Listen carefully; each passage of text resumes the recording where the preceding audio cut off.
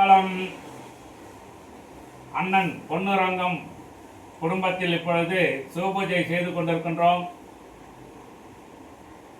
சிவபுராணத்தை பாடி பிரார்த்தனை செய்ய உள்ளோம். யார் ஒருவர் சிவபுராணத்தை பாடுகின்றார்களோ கேட்கின்றார்களோ அந்த குடும்பத்தில் அனைத்து தடங்கள் நீங்கி சிறப்பாக வாழ்வார்கள்.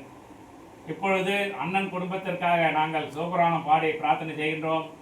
தொல்லை ரொம்பிரவச்சூடும் தலை நீக்கி அல்லல்லறுத்து ஆனந்தமாக்கியதே இல்லை மறுவா நெறியளிக்கும் வதவுரிங்கோன் திருவாதகம் என்னும் தேன்.